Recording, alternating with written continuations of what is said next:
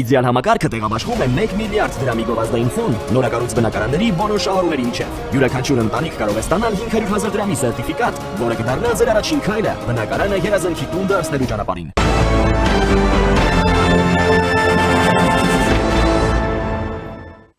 Բարև ձեզ, դուք դիտում եք առաջին դրատվականը, ես Սիրանույշ Պապյանն եմ, տաղավարում զրուցելու եմ Ազգային ժողովի քաղաքացիական պայմանագիր խմբակցության պատգամավոր Հասմիկ Հակոբյանի հետ։ Բարև ձեզ Տիկին Հակոբյան, շնորհակալ եմ հրավերն ընդունելու համար։ Եվ այսպես ընտրակաշարքի ամենօրյա այս շքերթ մարաթոնը շարունակվում է, ամենօրյա ռեժիմով որևէ ձայնագրություն ենք լսում հակակոռուպցիոն կոմիտեի տարածած, որտեղ մենք լսում ենք, թե մարդիկ ինչպես են ընդհանրապես այս ընտրությունները դիտարկում, որպես ուրեմն գումար աշխատելու, մեծ գումար աշխատելու լավ միջոց, նույնիսկ երեկվա ձայնագրության մեջ լսվում էր, որ կարելի է լավ փող բռնել, հա, այս ձևակերպումը։ Ամենօրյա ռեժիմով լսում ենք, ամենօրյա ռեժիմով դուք եւ ձեր գործընկեր պատգամավորները ուրեմն լայվերով տեղեկացնում եք, որ հատառատ բոլոր ընտրակեղծարարները, կաշառք բաժանողները պատասխանատվության են ենթարկվելու, չկասկածեք, բայց նույն ոգով շարունակվում է։ Ինչ եք պատրաստում անել Տիկին Հակոբյան, այսինքն այս քրեական գործերը, հարուցված գործերը, հոդվածները զրո նշանակություն ունի ըստ էության այն ուժի համար, որը փաստորեն գնում է այս ճանապարհով։ Ինչ քայլեր, չնայած անմեղության կանխավարկածը նորից ուզում եմ շեշտենք հաշվի առնելով այստեղ։ Մտահոգիչ չէ՞։ Հարգելով բոլոր մարդկանց անմեղության կանխավարկածը, բայց սրանք ուղղակի տենց կասկածներ չեն։ Մենք լսում ենք մեր ականջներով մարմինների, հա, այս դեպքում հակակոռուպցիոն կոմիտեի հրապարակած ձայնագրությունները եւ ինքնուրույն կարող են ենթադրություն անել։ Բացի դա, մենք փոքր հասարակություն ենք եւ ապրելով միմյանց կողքի, մենք նաեւ տեսնում ենք պատմությունները, լսում ենք, մենք նաեւ գիտենք, որ այսինչ մարդը սրա հետ ոնց է համագործակցում, ինչ ձեռք բերեց սրա արդյունքում հայտնի տասով շիկ է, հիմա ուրեմն լոգոն է իր մեքենայի հետևը կպցրեց եւ այլն, բոլորս գիտենք ինչ է կատարվում։ Սա շատ մտահոգիչ է, որովհետեւ տաքսիներում էլ գիտեք, նրանց երաժշտությունն է միացված, անընդհատ շարունակ արդեն այս միտումներն են նկատվում, նույն այդ իրենց ուրեմն այդ նույն միտումը նաեւ 21 թվականին կար այլ ուժի, բայց ինչ տարբերություն հիմա այն ժամանակ Հայաստան Դաշինքի համար էին, այդ նույն շրջանակներն աշխատում, հիմա Հայաստան Դաշինքի որոշ անձիկ մխրճվել են օրինակ ուժեղ Հայաստանի մեջ, հիմա էլ ուժեղ Հայաստանի համար են աշխատում, այդ բացարձակ տարբերություն չկա, բայց մենք 21 թվականին էլ ունենալով շատ ավելի մտահոգություններ, նախ համակարգը այսպես չէր աշխատում, ես ուզում եմ նաև գնահատել մեր մարմինների աշխատանքը, որովհետև մենք 21 թվականի ընտրակեղծիքների մասին իմանում ենք նոր կամ ընտրություններից հետո, բայց հիմա դեռ քարոզարշավը չսկսած, մենք ամենօրյա գրաֆիկով տեսնում ենք հակակոռուպցիոնի հայտարարությունները, անգամ սոցցանցերում ասում են նոր սերիան է դուրս եկել, մտեք նայեք, այսինքն այնքան բարբերաբար բնույթ է գրում, ես վստահ եմ, որ սա շարունակական է լինելու, որովհետև այս գործելավոճը այդ ուժերը, շրջանակները գործածում են որպես գործիք։ Մի հատ դեպք չի, որ մեկը որոշել է ինքնագործունեությամբ զբաղվի, սա համակարգ է, ու մենք դա նաև զգում ենք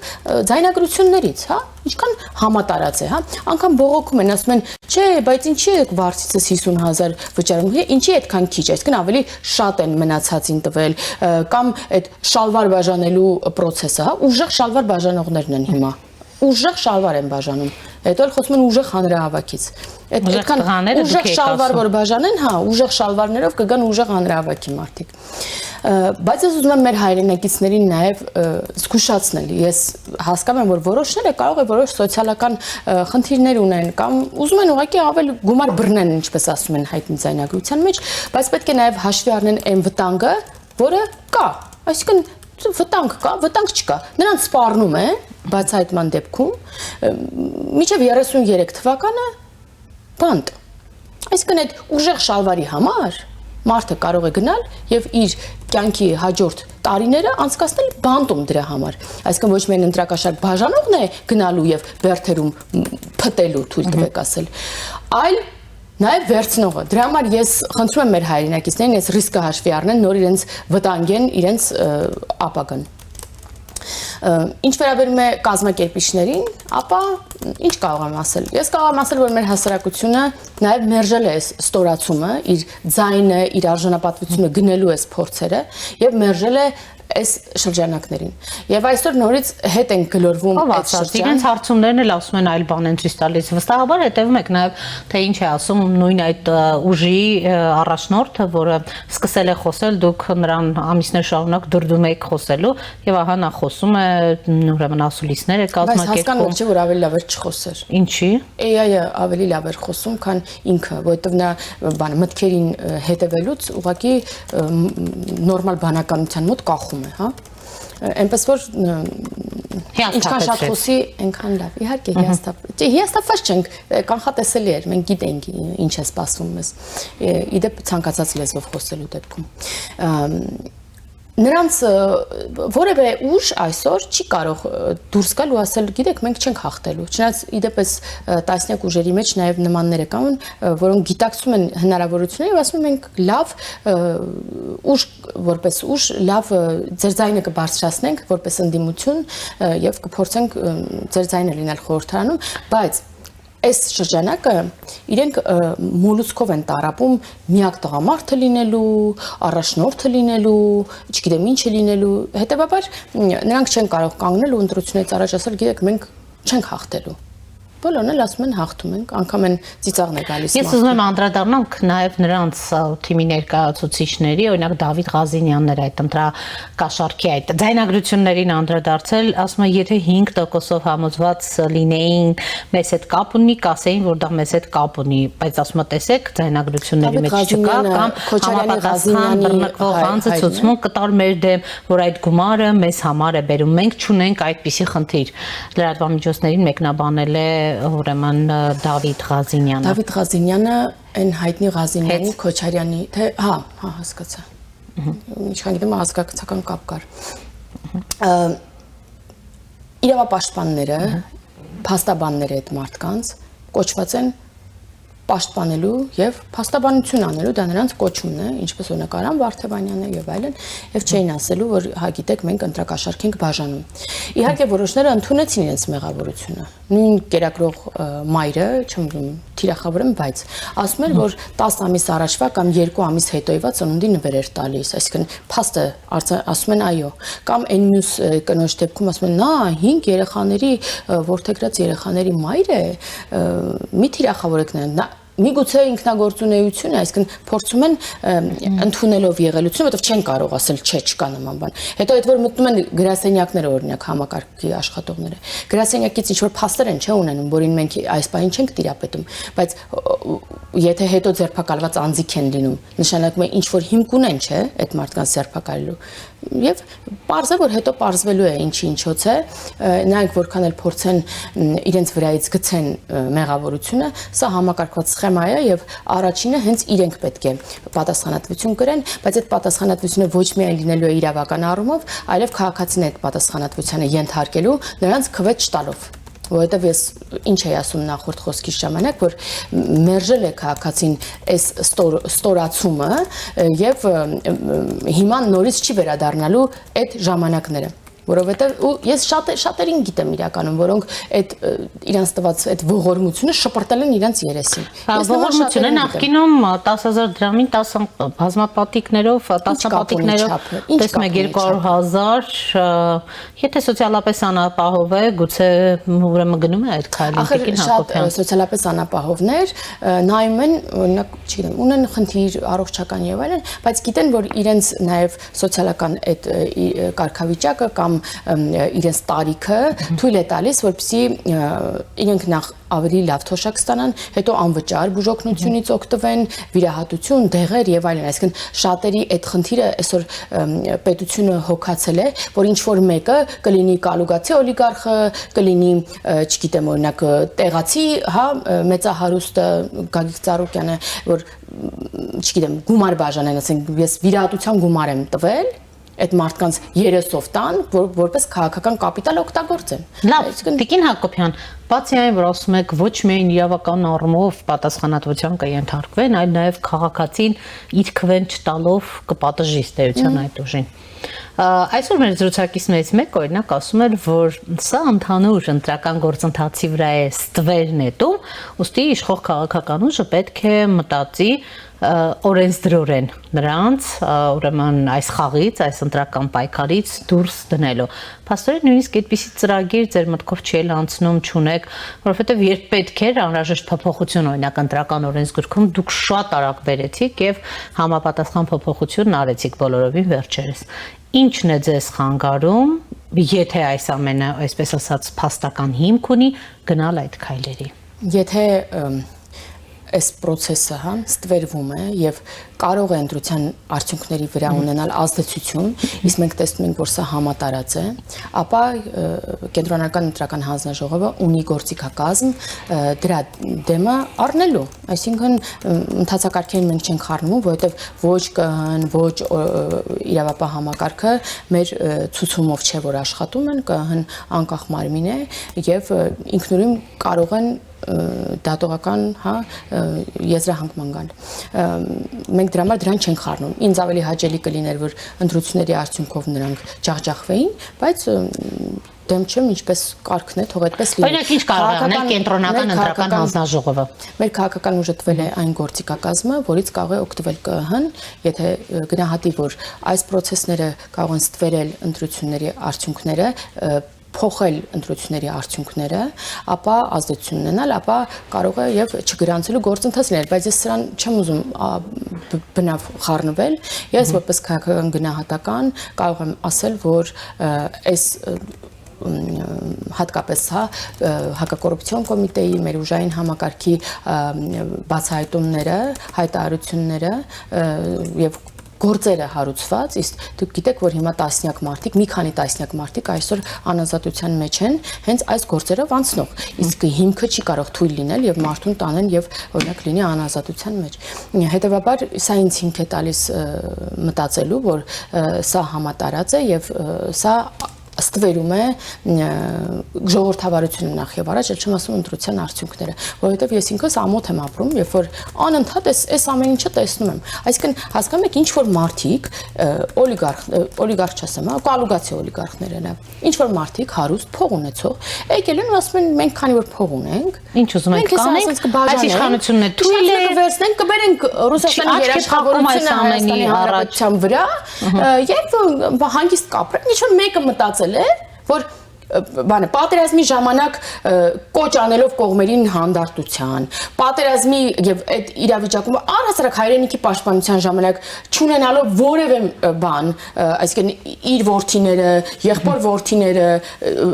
բանակում չծառայելով, հա, կամ որևէ հայտարարություն չանելով այս ընթացքում, հանկարծ որոշել են դուրս են եկել են փողը բաժանում են, որպեսզի ունենան իշխանություն եւ բանան են, հա, երաշխավորություն բերեն Հայաստանի Հանրապետության վրա եւ անգամ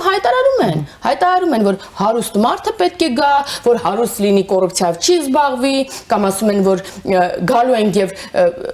խաղաղությունը բերելու ենք ռուսական երաշխավորությամբ միայն, որտեղ որ երաշխավորություն չլինի, մենք գործիք կդառնանք Ադրբեջանի ձեռքում, այսինքն ճիշտ եմ հասկանում, որ Սամվել Կարապետյանը ասում է, որ եթե օրինակ որևէ գերտերություն չստանձնի երաշխավորությունը, ապա ինքը գործիք կդառնա Ալիևի ձեռքում։ Դա իր խոսքից տպավորություն չի ստեղծվում, որ օրինակ անպատժելիության մթնոլորտը դրա համար էլ վաղ չկա, ասում են իշխանությունը թույլ է, միևնույն է որևէ կոնկրետ քայլեր չի ձեռնարկի եւ իդեպ Տիկին Հակոբյան վերջին շրջանում շատ է համատարած այն կարծիքը, որ հնչում է այն կարծիքը, որ այս ուժին քաղաքական այս process-ից դուրս դնելու դեպքում գուցե կա այսպես ռուսական կողմի ցնչող այսպես սպառնալիքներ եւ կանդրադառնանք նաեւ այսօր մամուլի հրապարակումներին, որ պատժամիջոցների նոր փաթեթ է Հայաստանի դեմ պատրաստվում։ Անպատժելիության մասին ես կարծում եմ մեր այս բացահայտումները գոնե ցույց են տալիս, որ անպատժելիության մթնոլորտ չէ Հայաստանում։ Եթե դուք իրենց լսեք, նրանք կասեն, որ ռեպրեսիվ է համակարգը, տեսեք ինչ է կատարվում, բոլորին ձերբակալում են, այսինքն անպատժելիություն չկա Հայաստանում։ Եթե անպատժելիություն լիներ, մենք այս բացահայտումները չէին լինի, եւ ես ուզում եմ ելի շնորհակալություն հայտնեմ բոլոր այն աշխատակիցներին, որոնք պահում են մեր ժողովրդավարությունը, հետևաբար նաև պետականությունը։ Ինչ վերաբերում է ձեր հարցի մյուս մասին, տեսեք, նախ Սամվել Կարապետյանից, որ այսքան խոսեց, հասկանում եմ հեռուստատեսությունների, մամուլի հետաքրքրությունը, անգամ այն լրատվամիջոցների, որոնք բնավ չեն աջակցում Սամվել Կարապետյանին, հետաքրքրությունը գնալու ու մի սուր հարց տալու նրան, բայց ով է Սամվել Կարապետյանը։ Ախր Սամվել Կարապետյան անունով քաղաքական գործիչ, այս ընտրական process-ներ են եւ հազարավոր մարդիկ այսօր թեկնածու են։ Դուք տեսել եք Սամվել Կարապետյան անունը։ Տեսել եք ինչ որ միտեղ Սամվել Կարապետյան անունը որևէ ցուցակի մեջ։ Ցուցակում չկա, բայց քաղաքական ուժ է ղեկավարում, անընդհատ նրանք խոսում են, որքան էլ գիտենք իրավական առումով անհնար է վարչապետի ուրեմն առաջադրում, տեխնացու լինել ամեն դեպքում սկզբում ասում են վարչապետի ձեր տեխնացուն, հիմա ասում են այդ ուժի առաջնորդը, ուժեղ Հայաստանի առաջնորդ։ Շատ լավ, մենք ունենք սահմանադրություն, ունենք օրենքներ, անհնար է որ որևէ մարդ, որը նախ ունի մի քանի երկրի քաղաքացիություն եւ հնարավոր չէ հրաժարվում է այդ երկրների քաղաքացիությունից, Կիպրոսից, Ռուսաստանի Դաշնությունից, կա մտադրություն հրաժարվելու, բայց չկա փաստ, որ նա սկսել է։ Անգամ սկսելու դեպքում Սամվել Կարապետյանը ուրիշ բաներ ասում։ Անգամ սկսելու դեպքում դա շատ երկարատև է լինելու, որովհետև դուք գիտեք, որ նույն Սամվել Կարապետյանը, օրինակ Ֆրանսիայում Եվրամիության անդամ երկիր, Ֆրանսիայում փողերի լվացման որևէ սկանդալային մի գործում է ներգրաված եւ մեկ այլ Եվրամիության երկրի քաղաքացի է, Կիպրոսի, եւ այս դեպքում ներքին կարգավորումներն այնպես են, որ չի կարող նման դեպքում ինքը հեշտությամբ հրաժարվել Կիպրոսի քաղաքացիությունից։ Այնպես Ռուսաստանի Դաշնությունը սովորական ChatGPT-ին հարցրեք մի հատ։ Տեսեք հələ ինչքան է տևում սովորական process-ը։ ChatGPT-ին կարող է պատասխանել ամիսներ, անգամ տարիներ, իսկ Եվրամիության երկրի քաղաքացիությունից հրաժարվելու դեպքում, եթե դու Եվրամիության մեկ այլ երկրում անցնում ես նման գործով, դա գրեթե անհնարինության մակարդակի է։ Այսինքն, այս մարդը դեռ չի հրաժարվել։ Հետո մենք ունենք նաև սահմանադրության այլ պահանջ, նստակեցության ցենզը, դրան էլ չի համապատասխանում։ Էլ չեմ ասում, որ վերջին 4 տարում միայն Հայաստանի Հանրապետության քաղաքացի, այսինքն եթե այսօր էլ հրաժարվի, նա չի կարողանա հավակնել որևէ բարձր պաշտոնի, անգամ падգամավորի չի կարող հավակնել։ Այսինքն մենք տենց բանա դարձրել են գործիք, հա, այնքանավոր հարուստ մարդ, հա, տենց էլ չեմ ասում որ նա առաջին համար Նարեկ Կարապետյանը ինքը բնավ ասում է ես վարչապետի տեխնացու չեմ, ես ընդհանրապես կուրատոր եմ, ես կազմակերպիչ եմ, ես չգիտեմ ինչ եմ, հանդիսավար եմ, ինչ է, այդ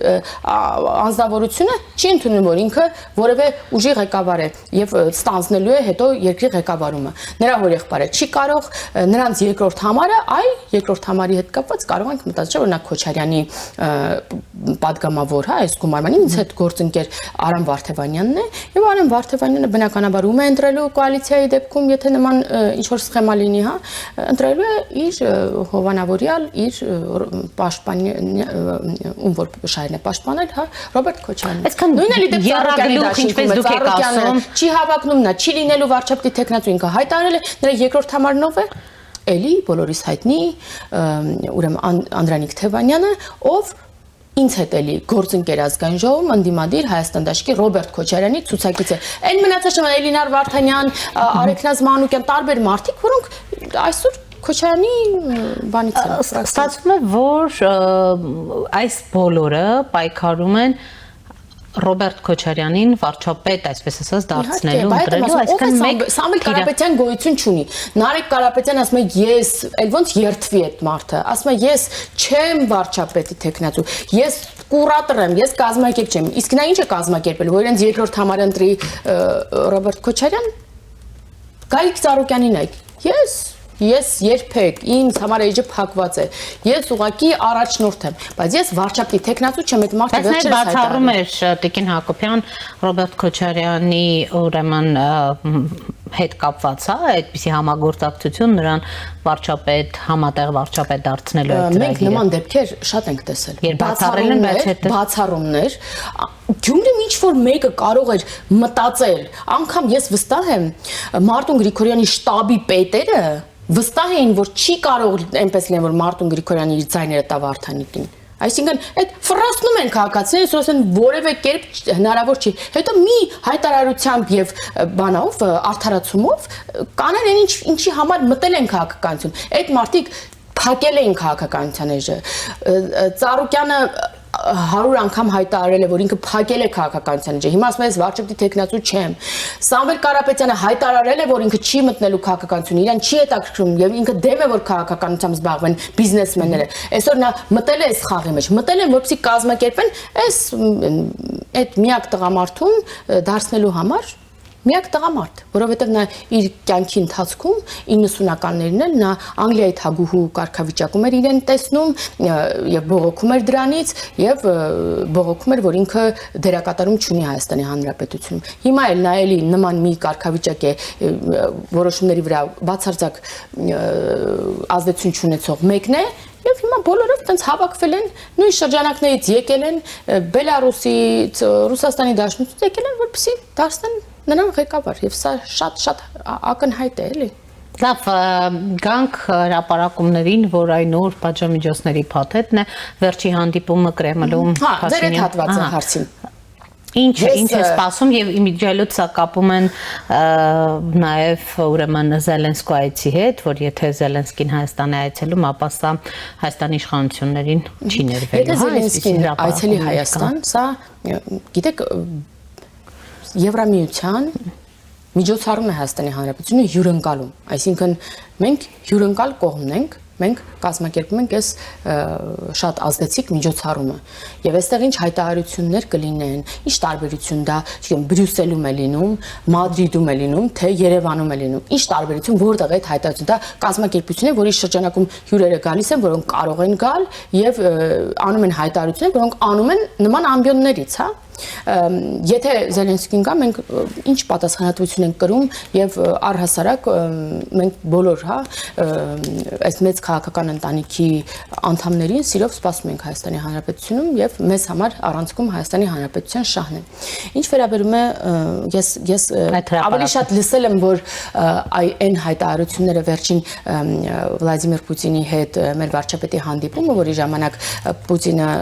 առաջարկում էր, որ ռուսական ազնագիր ունեցող ռուսամետ ուժերը կարողանան մասնակցել քաղաքական այս process-ին եւ հավակնեն իշխանության եւ մերժում ստանալուց հետո տարբեր հայտարարություններ նաեւ տեսակ այլ բարձրաստիճան պաշտոնյաների Ռուսաստանից սա է, հա, լինելու արձագանքը տնտեսական պատերազմը Հայաստանի դեմ Ռուսաստանի կողմից սանձազերծվող, բայց ես բնավ չեմ կարծում, որ Ռուսաստանի Դաշնությունը մեր թշնամին է եւ Հայաստանի դեմ տնտեսական պատերազմ է վարելու, այսինքն ես չեմ կարծում, որովհետեւ մեր դաշնակից երկիրն է եւ վստահ եմ, որ նաև համագործակցությամբ եւ խոսակցության միջոցով, բանակցությունների միջոցով մենք այն խնդիրները, որոնք կան նաև տնտեսական, հա, ոլորտում, այս խնդիրները եւս կլուծենք։ Ես գիտեմ ջերմուկի դեպքը, հա, տնտեսական տարբեր բաները, բայց վստահ եմ, որ սրանք կկարգավորեն, որտեղ Ռուսաստանի Դաշնությունը մեր թշնամի երկիրը չէ եւ չկարող պատերազմել Հայաստանի դեմ։ Ոչ միայն ջերմուկի հետ կապված, փաստորեն առաջիկայում գյուղմթերքի հետ կապված նշված էին, հա, հոդվածում կանոններ, հանքարդյունաբերության հետ կապված, այսինքն այս մասով էլ կլինեն սահմանափակումներ, իսկ մենք գիտեք, որ վերջին տարիների ընթացքում հատկապես տարվա ընթացքում պարբերաբար գյուղմթերքի հետ կապված ծաղիկների, չգիտեմ, կոնյակի, հիմա արդեն ջերմուկի հետ կապված, այսպես երբ պետք է լինում տնտեսական, ուրեմն տնտեսությունը որպես մահակ օգտագործում է քաղաքականության մեջ նախ հոդվածի աղբյուրը ինձ համար հուսալի չէ եւ չեմ կարող դրա վրա հիմնվել եւ եզրակացության գալ, բայց ինչպես նշեցիք նաեւ դուք ձեր խոստում, տնտեսական տարբեր խնդիրներ, տարբեր ցուպիկի հայտնաբերում որևէ մեր գյուղմթերքում եւ այլն, մշտապես եղել է, այսինքն սա արդյոք սա համընկել է որևէ քաղաքական հայտարարության հետ, թե ոչ, սա չեմ ուզում ես կապել, հա, կոնսպիրոլոգիան գալ, հնարավոր է նաեւ այդպես լինի, բայց համագործակցությունը տնտեսական եւ հնարավոր է նաեւ նման դեպքեր, բայց մենք բոլոր դեպքերում այդ խնդիրները կարողացել ենք լուծել առանց մեր պետական շահը ոտնահարելու, ինչը միգուցե ակնկալվում էր որոշ շրջանակների կողմից, բայց մենք այդ խնդիրները կարողացանք լուծել, հիմա էլ այդ խնդիրները կլուծվեն։ Ուղղակի խնդիրն այն է, որ միշտ խնդիրների բարձրաձայնումը համատարած լինում է ողջ լրատվական դաշտում, որովհետեւ սա որպես քաղաքական խոսակցություն է, որպես օգտագործում, բայց դրա լուծումը երբեք տեղ չի գտնում աշխատում այդ նույն շրջանակներում լրատվական իսկ այդ շրջանակները ընդդիմությանը սպասարկող շատ մեծ են այնպես որ ես այս խնդիրներին իհարկե տեղյակ եմ բայց այս խնդիրները հավատացեք որ լուծելի են այնպես որ չեմ ուզում կապեմ որովհետև չեմ ուզում հավատալ որ կարող է մեր ռազմավարական դաշնակից երկիրը Ինչի տիկին Հակոբյանն խոսել եք որ հիբրիդային պատերազմ է վարում ձեր դեմ այդ երկիրը դրա համար անգամ դիմեցի Եվրամիությանը եւ մենք ունենք հիբրիդային հարձակումները ինչպես ցույց է տալիս նախորդի շրջանը աշխարհագրությունը շատ տարբեր է եւ այոն Ռուսաստանի Դաշնությունը մեծապես եւս այդ ուղղությունների մեջ է որտեղից գալիս է հիբրիդային սպառնալիքները բայց միայն Ռուսաստանի Դաշնություն չէ եւ այդ աջակցությունը Ռուսաստանի Դաշնության դեմ չէ, այլ ի նպաստ Հայաստանի Հանրապետության քաղաքացուն է, ում դեմ եւ մեր պետականությունն է, ում դեմ ուղղված է այդ սպառնալիքները։ Բայց համեմատելի չէ հիբրիդային հարձակումը եւ տնտեսական պատերազմը, որովհետև եւ առհասարակ պատերազմը, որովհետև հիբրիդային հարձակումը եւ սպառնալիքը կարող լինի ազդեցության տարածումը նաեւ, օրինակ իրենց ազդեցության գործակալների իշխանության գալ է այստեղ։ Իսկ տնտեսական պատերազմը դա կոնկրետ քաղաքացու գրպանի պետության դեմ հանցագործություն է, այնպես որ մի քիչ համադրելի չեն այս երկուսը եւ կարող են այդ սպառնալիքները գալ Ռուսաստանից հիբրիդային, բայց տնտեսական պատերազմը որպեսզի վարի Ռուսաստանի Դաշնությունը չեմ պատկերացնում, հատկապես երբ որ պաշտոնական հանդիպումներում գնահատվում է համագործակցությունը, նաեւ շրջանակներում տնտեսական, մեր համագործակցության տեմպերը միշտ գովեստի են արժանանում, եւ մենք մեծապես մեր գործիքակազմը կարողանում ենք օգտագործել այսօրվա ունեցած տնտեսությունը զարգացնելու համար, բայց մյուս կողմից ժամանակին ամբողջությամբ Հայաստանը դնելով Ռուսաստանի Դաշնության տակ, օրինակ, շուկան, ռազմավարական օբյեկտները, գազը, ամեն ինչը, պայմանագրերով հանձնելով, տալով, մեծապես կախված լինելով Ռուսաստանի Դաշնությունից, այսօր գալիս են եւ այդ շրջանակները, որոնք նպաստել են որպեսզի Հայաստանը ուղիղ իրենք հանձնել են Ռուսաստանին Հայաստանի Դաշնությունը, այսօր գալիս են ասում են, ձեզ խելոք պահեք, հանկարծ Եվրոպային շատ չմոտենեք, որովհետև Ռուսաստանի Դաշնությունը կջղայնանա, գազը սենց կանի, բայց այդ գազը ինչի տարակ 100% մասնաբաժինը տվեցիք Ռուսաստանի Դաշնությանը, որ մի հատ էլ կարողանաք այսօր ասել, որ դա որպես սանկցիա կօգտագործի։ Դրա համար ռազմավարական օբյեկտները չեն հանձնում որևէ այլ երկրին, որքան էլ դա լինի դաշնակից եւ ռազմավարական գործընկեր, որովհետև պետականությունն ինքնիշխանությունը մեծապես պետքա թողես քո երկրի շրջանակներում եւ քո ազդեցության տակ, որ հետո ինչ որ մի կողմից չկարողանա դա օգտագործվել որպես սպառնալիք կամ զսպող գործիք։ Տիկին Հակոբյան, մի տեսակետ էլ կա գալով էլի ընտրակաշառքներին, որ այս ամենը մեկ նպատակ ունի, ապա լեգիտիմացնել այս ամբողջ ընտրական գործընթացը, process-ը, կիսում եք արդյոք ուրեմն այս տեսակետը ընտրակաշառքները։ Նաև այս հիբրիդային սպառնալիքները, որոնք գիտեք, թե նաև ապատեղեկատվության ինչ մեծ հոսք է նկատվում, ապատեղեկատվություն, որը հավաքում է հազարավոր, օրինակ, այսպես ասած, լայքեր, հավանություններ։ Երկու տարբեր բաների մասին ենք խոսում, ապա լեգիտիմացումը, իրանք հիմա փորձում են ցույց տալ, որ իշխանությունը պայքարում է մի ուժի դեմ եւ վստահ լինելով որ նրանք չեն հաղթահարելու, այսինքն իշխանություն չեն լինելու, որպեսզի ընտրություններից հետո ասեն այս սրա պատճառով էր, որ մենք պարտվեցինք։ Սա այլ բան է, այդ ապա լեգիտիմացումը։ Իսկ հիբրիդային սպառնալիքների նպատակը այլ է։ Նպատակն այն է, որ Հայաստանի Հանրապետության քաղաքացին ենթարկվելով այդ տեղեկատվական տերորին, սկսի հիասթափվել պետությունից եւ չհավատա որևէ լուրին, վստահությունը կորցնի պետական ինստիտուտների դեմ եւ սկսի մտածել արդյոք ինձ էս պետություն պետք է, թե ոչ։ Սա է դրա նպատակը, թիրախում Հայաստանի Հանրապետության քաղաքացին է եւ պետականությունը։ Դրա համար ամենատարբեր հիբրիդային գործիքներն են կիրառում։ Օրինակ կարող են լավ դրական լուրից սկսած, միջև շատ բացասական լուր, քաղաքացուն տերորի ենթարկեն։ Այսինքն դու կարող քաղաքացին լսել, որ բոլոր անապահով ընտանիքներին պետությունը կես միլիոն դրամ է բաժանում։ Սա լավ լուր է, չէ՞։ Բայց սա ուղիղ բան է, հիբրիդ է եւ դեմ է մեր իշխանությանը եւ պետությանը։ Ինչպես, որովհետեւ քաղաքացին ուրախանում է, դիմում է եւ այդ էմոցիոնալ ֆոն են ստեղծում, էմոցիաների խաղ է ինքնին հիբրիդային սպառնալիքները այդ։ Եվ դիմում է եւ ստանալով մերժում հիասթափվում է, հա։ Հետո կամ վատ լուրեր, հա, օրինակ, չգիտեմ, կարող են ինչ որ էլի ջղայնություն, հա, առաջացնել, օրինակ լսել եք, որ ինչ որ LGBT համայնքի շքերթ է Հայաստանում, պաստառներով են պատել մեր քաղաքը, բայց սա էլ ապացուցվեց նաև մեր հետաքննական լրագրողների կողմից, որ ուղիղ էլի հիբրիդային գործիք է, որ դրսից կառավարվող իդեպ ռուսերենով, ռուսլանանով անձնավորություններ, այս լուրը նախ Մոլդովայի, հա, որոշ շրջանակների տարածել, որ գան Հայաստան, աջակցեն մեր օրակարգին եւ նաեւ LGBT համայնքի ուրեմն իրավունքների եւ անգամ պարատ կազմակերպելու կոչեր անեն։ Եվ սա էլի սպառնալիք է, որով ուզում են ցույց տան, որ տեսեք դրսից աջակցություն կա իշխանությանը, մի ինտրեքս, այսինքն դրսից բան են անում, ներգործում են մեր ներքին գործընթացներին եւ երկրորդ, եթե ընտրեք, տեսեք ինչ արժեքներ են բերում այս մարդիկ։ Էլի քաղաքացու մոտ էմոցիոնալ բան են առաջացնում եւ երբ որ հերկվում է լուրը, քաղաքացին էլ չգիտի որին հավատա, էլ չգիտի որ լուրին հավատա ու հիասթափվում է ու բացարձակ էլ որևէ լուրի չի հավատում, լինի դա պաշտոնական լրահոս, թե լինի նման ինչ որ սուն կայքերով կամ deepfake-երով ստեղծված իրականին շատ մոտ, բայց AI-ով գեներացված լուրեր։ Տիկին Հակոբյան, եթե ընտրակաշարքին վերադառնանք եւ ամփոփենք զրույցը, դուք ըստ էության սլակները ուղեցիք կենտրոնական ընտրական հանձնաժողովի, իհարկե առանց միջամտելու, ասելով, որ այդ գործիքներին, գործիքակազմին տիրապետում է նա, եթե կենտրոնական ընտրական հանձնաժողովը այնուամենայնիվ այդտեղ խնդիր չի տեսնում եւ գնում եք այսպիսի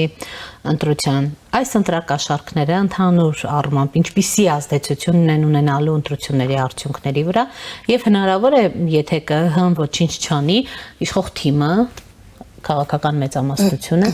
ինքը որոշի հրատապ օրենսդրական նախաձեռնությամբ հարցին լուծում տալ հանեցեք։ Չեմ կարծում նաև որ կլինի այս շրջանում ինչ որ օրենսդրական նախաձեռնությամբ հրատապ լուծում տալ, հատկապես երբ որ այդ լուծումները վաղուց տրված են օրենսդրությամբ եւ ես հիմա ինչ պատասխանել տամ, ես իշխանական թիմի ներկայացուցիչ եմ ու դա դիտվելու է իբր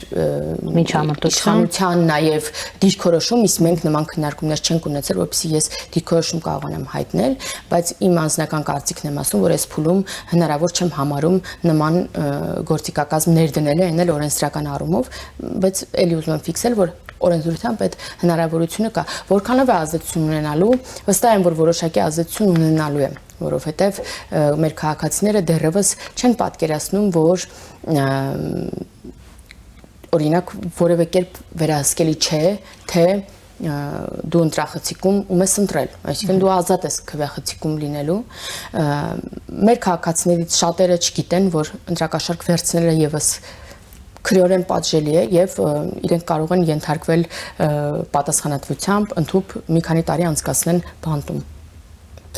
Եվ դրա համար որոշները, այսինքն որոշակի ազդեցություն բնական է, որ ունենալու է եւ միշտ էլ ընտրակաշարքը ունեցել է ազդեցություն միջև հեղափոխությունն էլ, մենք հիմա էլ դատապարտված մարդիկ կան ընտրակաշարքի գործով այն ուժերից, որոնք այժմ ընդդիմություն են։ Այնպես որ որոշակի ազդեցություն ունենալու է, բայց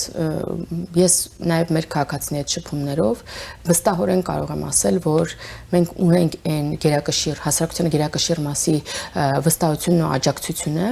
որոնք տեր են կանգնելու խաղաղությանը, որովհետև այսօր ում հետ ուզում եք խոսեք, կլինի մեզ աջակցող, կլինի ընդդիմության, հա, թե նաև նեյտրալ մարդիկ, բոլորի համար առաջնային է խաղաղության հարցը, հա, որովհետև այդ խաղաղությունն է ամենակարևորը,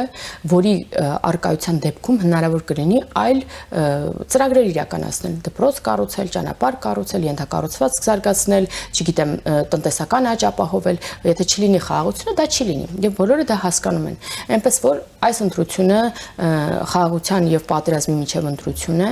եւ մենք բազմաթիվ անգամ նաեւ պարզաբանել ենք թե ինչու են նրանք պատերազմի ուժեր, նրանք հայտարարում են թե ինչ նախապայմաններ են առաջ քաշելու, մեր խաղաղության հիմքն են չեղարկելու, տարբեր երաշխավորներ են բերելու արդեն բանակցած փաստաթղթերի վրա, որոնք ուղիղ նպատակ ունեն չեղարկել մեր անվտանգության այս ամբողջ սխեման։ իսկ այս անվտանգությունը գոյություն ունեցող, մեր խաղաղությունը գոյություն ունեցող աջակցում է Հայաստանի Հանրապետության քաղաքացին եւ ասում եմ ես ավելի ամրապնդեք, ավելի ինստիտուցիոնալ դարձրեք, իսկ մենք այս ընտրություններին հենց մեր քաղաքացուց խնդրում ենք քվե, որով նրանք տեր կկանգնեն խաղաղությանը, որովհետև մենք այդ հնարավորությամբ առաջիկա տարիներին ավելի ինստիտուցիոնալ հիմքերի վրա ենք դնելու խաղաղությունը, որի արկայությունը այսքան մոտ ապագայում անգամ մենք չենք պատկերացնում, այդքան լավ է ամեն ինչ։ Շնորհակալ։ Ես եմ շնորհակալ։ Առաջինի տաղավարում զրուցում է ազգային ժողովի քաղաքացիական պայմանագիր խմբակցության պատգամավոր Հասմիկ Հակոբյանի հետ։ Կհանդիպենք։